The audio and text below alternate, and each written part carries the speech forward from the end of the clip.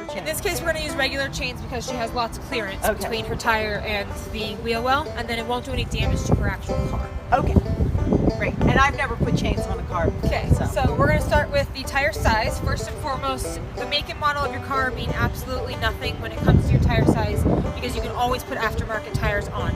So you always want to look at the tire itself for said size. Right here on the side near the rim, it will have a series of 3-digit numbers. It's going to be different numbers depending on your tire. Some of them are really small, some of them are higher numbers, but they need all of those numbers to be able to find out what your tire chain size is going to be. Sometimes they will have extra letters. Just bring all of that in. We can help you here at Mountain Hardware. We've got the books, we have the website we can pull up to be able to find the exact size that you'll need for your car. In this case, we're going to be using regular chains. They usually come in a box or a bag, depending on the size. When you pull them out, there are pairs in all of these boxes, kind of like shoes. They come in a pair. Okay. There's 2 ways that you can see this chain set. You want to get a close-up here. You want the clamp. Sometimes it's a cam-looking buckle.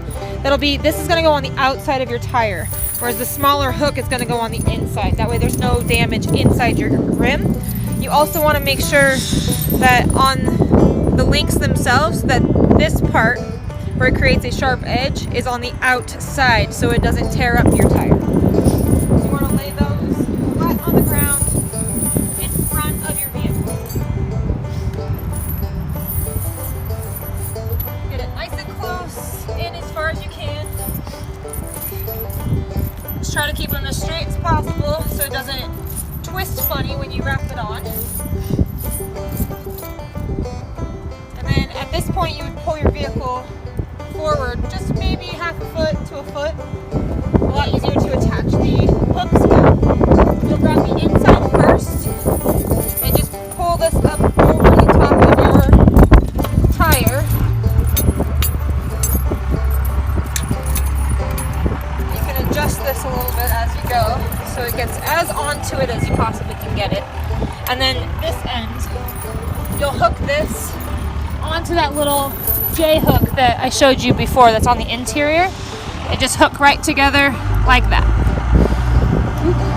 Technically, it's going to be snowing out, so you want to have gloves on. Do a practice run maybe before the storms come, so you know what you're doing too. Okay. Never hurts. Or do it in your garage if you can. And preferably on a flat street. Yes, definitely. Flat street's going to be a lot easier. Obviously, you could do it on a hill, but it'll be more difficult. It's going to be trickier. And it's going to be snowing. It's going to be snowing usually if you're putting these on. So it's going to be a lot more uncomfortable if you're on a hill. Okay. This S-hook will hook in there. And then you will fold this back so that it'll pull it tight onto the tire. In this case, it's still a little snug, so we have to adjust this a little bit so that the chain size will fit right. Okay.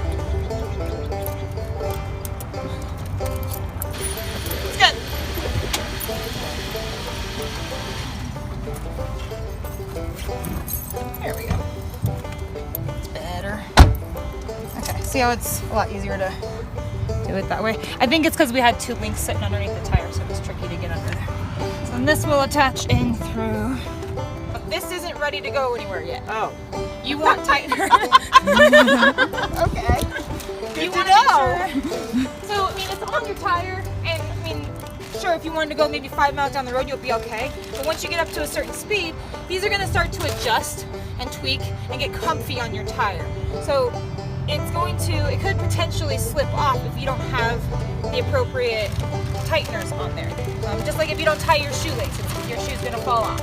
So we also have, there's several styles. I grabbed the Spider because I feel it's the easiest to put on. They have hooks on them. Okay. And you just attach these so that the pokey side's on the outside, just in a star pattern. And then when you do start driving, this will snug it all down and hold it nice and fit on your tire. And then if for some reason any of these links break and this chain fails, this is going to pull it off your tire so it doesn't wrap around your axle and mess up your brake lines and your shocks and everything else. It's just an added security feature. But when you start to go, this is going to snug it down and it'll center those chains onto your tire a little bit. And you don't want to go too fast, because if you get to a certain speed on them, then they start to wear down and they don't So stay how as secure. fast? I wouldn't go over 30. Well, and it's going to be snowing anyway, and hopefully we're not going to be going over. Right, exactly. They're supposed to help you get where you're going safely. They're not supposed to get you there fast. That's why they don't use them on racetracks. Awesome.